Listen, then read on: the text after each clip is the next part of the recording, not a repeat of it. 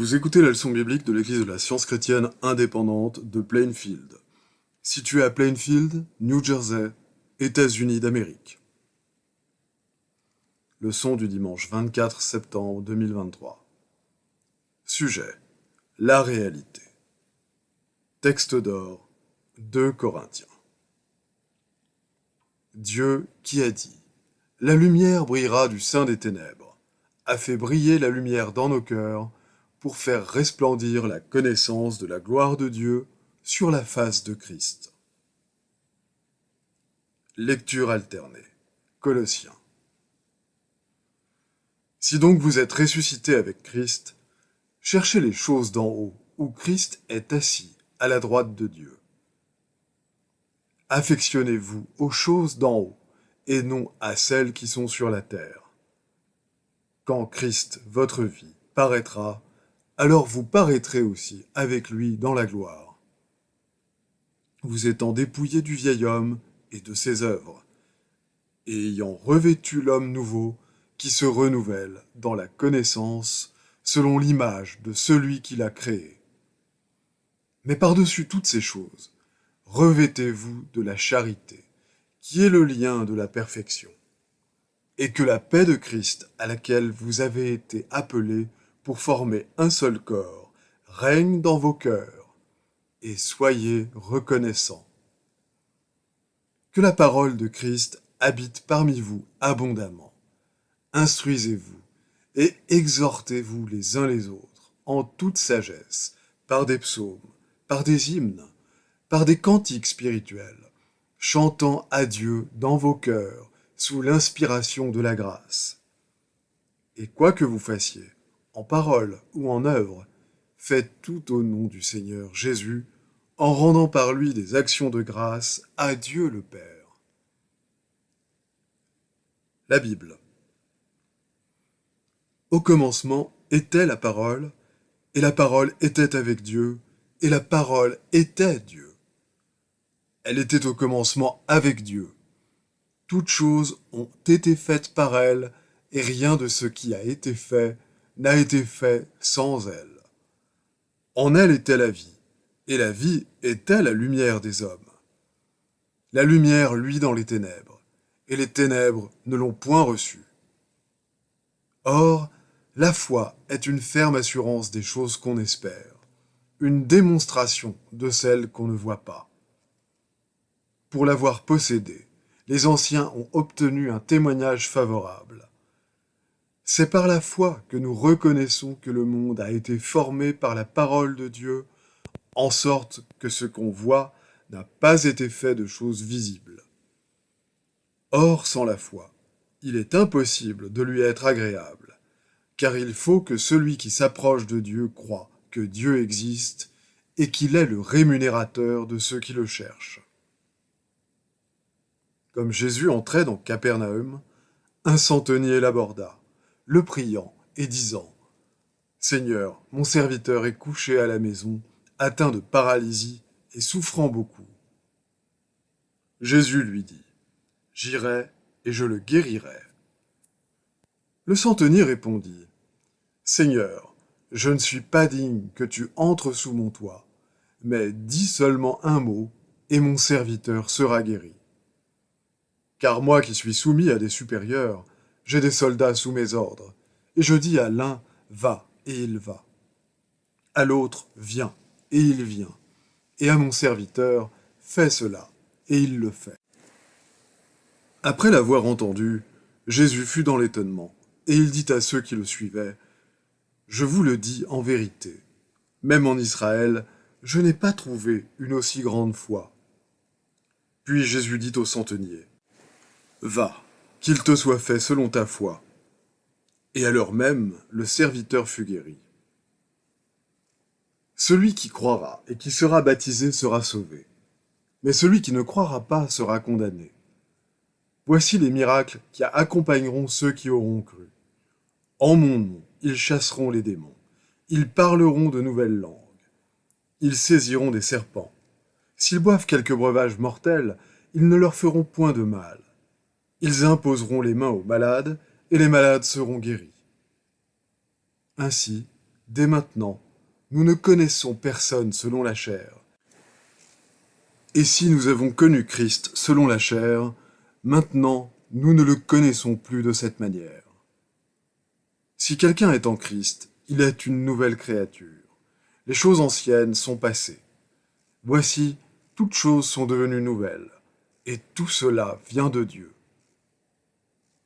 Révélation de Jésus-Christ que Dieu lui a donnée pour montrer à ses serviteurs les choses qui doivent arriver bientôt.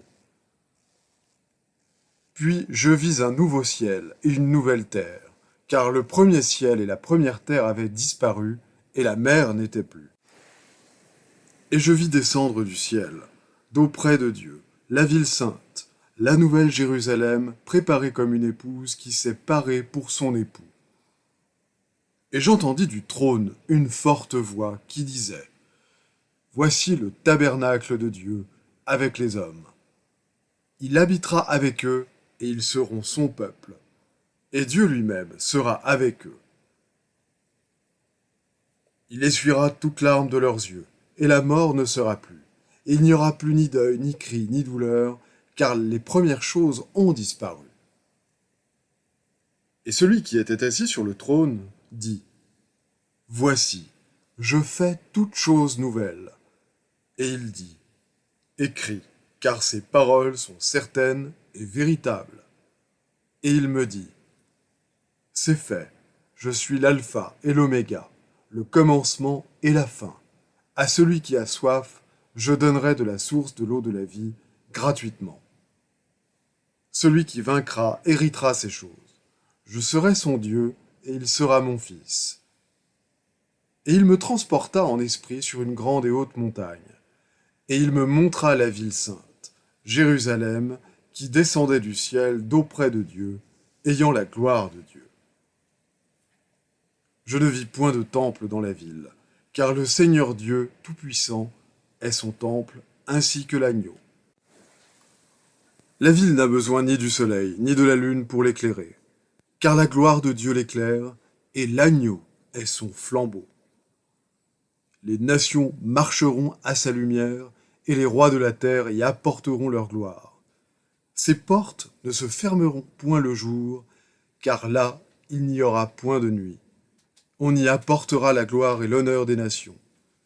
Il n'entrera chez elles rien de souillé, ni personne qui se livre à l'abomination et au mensonge. Il n'entrera que ceux qui sont écrits dans le livre de vie de l'agneau. Et il me montra un fleuve d'eau de la vie, limpide comme du cristal, qui sortait du trône de Dieu et de l'agneau. Au milieu de la place de la ville et sur les deux bords du fleuve, il y avait un arbre de vie. Il n'y aura plus d'anathème. Le trône de Dieu et de l'agneau sera dans la ville. Ses serviteurs le serviront et verront sa face. Et son nom sera sur leur front. Il n'y aura plus de nuit.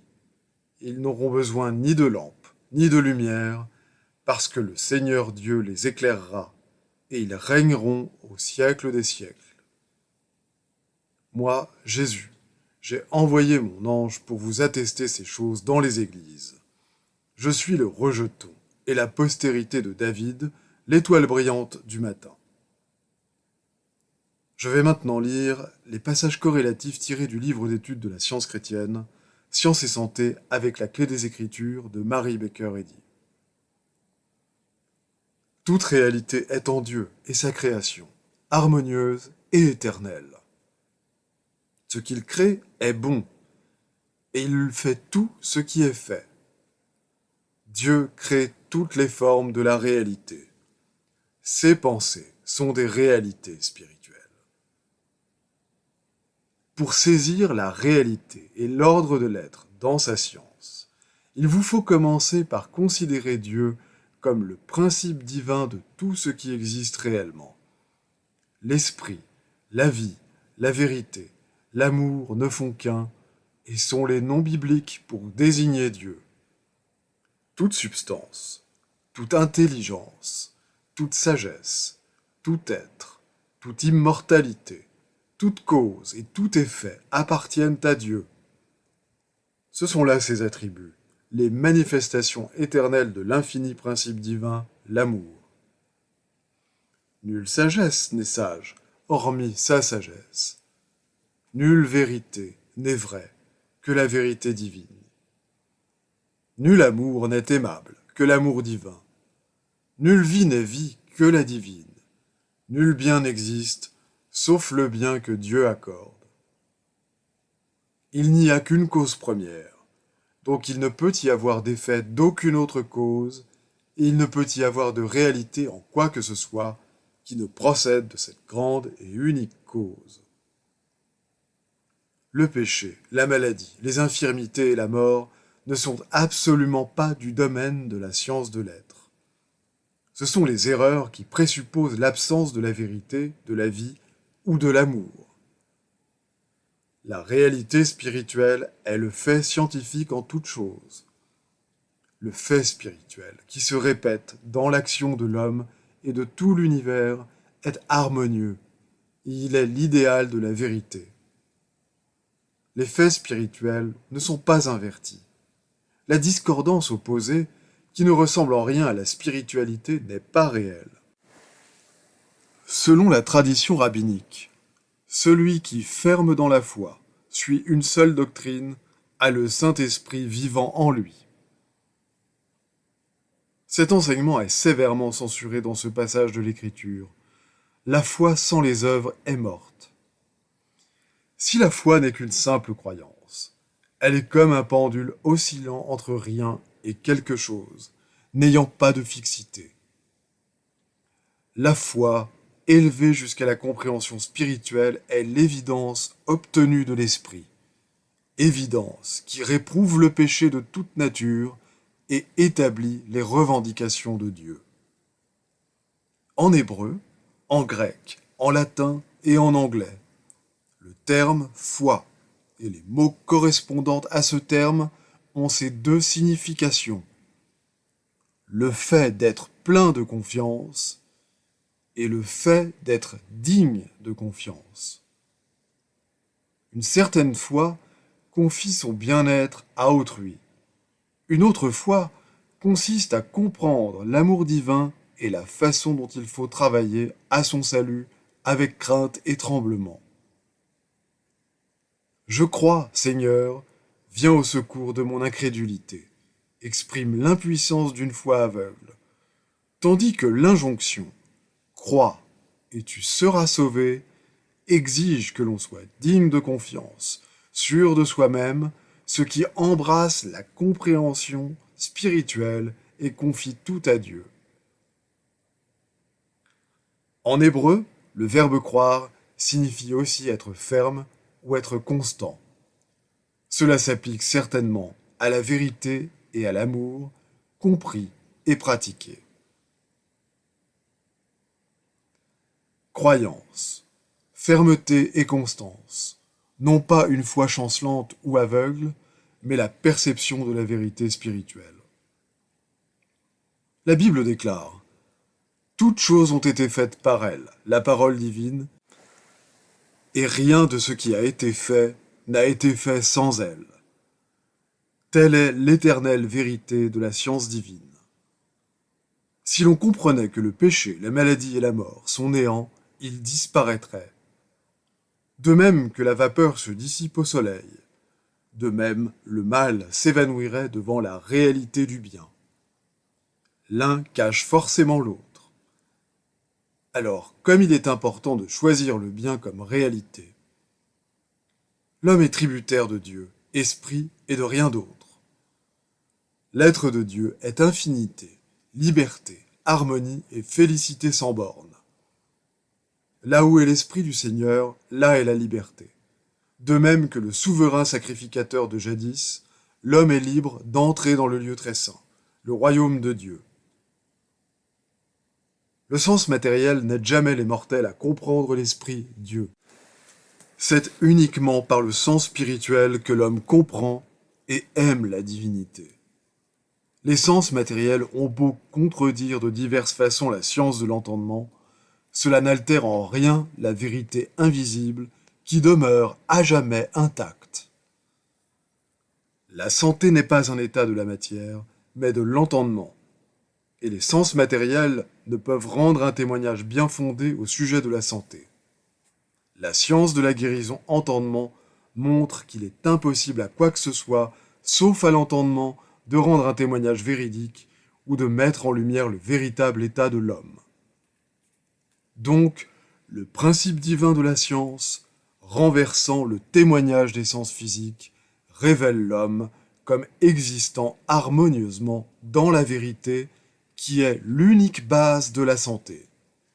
Et ainsi la science nie toute maladie, guérit les malades, renverse la fausse évidence et réfute la logique matérialiste. La perfection est la base de la réalité. Sans perfection, rien n'est absolument réel. Toutes choses continueront à disparaître jusqu'à ce qu'apparaisse la perfection et que la réalité soit atteinte. Nous lisons dans l'Apocalypse, chapitre 21, verset 1. Puis je vis un nouveau ciel et une nouvelle terre, car le premier ciel et la première terre avaient disparu, et la mer n'était plus. Le révélateur n'avait pas encore franchi l'état de transition dans l'expérience humaine appelée la mort, et cependant il voyait déjà un nouveau ciel et une nouvelle terre. Par quel sens Saint Jean eut-il cette vision ? Non par l'organe visuel matériel qui sert à la vue, car les yeux sont incapables d'embrasser une scène aussi merveilleuse. Ce royaume de Dieu est au-dedans de vous. Il est à la portée de la conscience de l'homme ici-bas, et l'idée spirituelle le révèle. En science divine, l'homme possède consciemment cette recognition de l'harmonie dans la mesure où il comprend Dieu. Le révélateur était sur notre plan d'existence, tout en voyant cependant ce que l'œil ne peut voir, ce qui est invisible à la pensée non inspirée. Ce témoignage de l'Écriture sainte appuie ce fait dans la science que pour une certaine conscience humaine, cette conscience que Dieu confère, les cieux et la terre sont spirituels, tandis que pour une autre, pour l'entendement humain non éclairé, la vision est matérielle. Cela montre indubitablement que ce que l'entendement humain appelle matière et esprit indique des états et des phases de conscience. Cette ville sainte, décrite dans l'Apocalypse 21, verset 16, comme disposée en carré, et qui descend du ciel, d'auprès de Dieu, représente la lumière et la gloire de la science divine. L'architecte et le fondateur de cette nouvelle Jérusalem, c'est Dieu. Cette cité de notre Dieu n'a besoin ni de soleil, ni de satellite, car l'amour en est la lumière, et l'entendement divin est son propre interprète. Tous ceux qui sont sauvés doivent marcher dans cette lumière. Les puissants potentats et les dynasties déposeront leur gloire terrestre dans la cité céleste. Ces portes s'ouvrent sur la lumière et la gloire au-dedans et au-dehors, car tout est bon, et rien de souillé, ni personne qui se livre au mensonge ne peut entrer dans cette cité. Les devoirs quotidiens de Mary Baker Eddy. Prière quotidienne. Il sera du devoir de tout membre de cette Église de prier chaque jour. Que ton règne vienne. Que le règne de la vérité, de la vie et de l'amour divin soit établi en moi et élimine de moi tout péché. Et puisse ta parole enrichir les affections de toute l'humanité et la gouverner. Règles pour les mobiles et les actes. Ni l'animosité, ni un attachement purement personnel ne doivent déterminer les mobiles ou les actes des membres de l'Église mère. Dans la science, l'amour divin seul gouverne l'homme, et un scientiste chrétien reflète les 12 aménités de l'amour en réprouvant le péché et en manifestant un véritable esprit de fraternité, de charité et de pardon. Les membres de cette Église doivent journellement veiller et prier pour être délivrés de tout mal, pour ne pas prophétiser, juger, condamner, conseiller, influencer ou être influencés d'une manière erronée. Vigilance face au devoir. Il sera du devoir de chaque membre de cette Église de se défendre journellement contre la suggestion mentale agressive et de ne pas se laisser entraîner à oublier ou à négliger son devoir envers Dieu, envers son leader et envers l'humanité. Par ses œuvres, il sera jugé et justifié ou condamné.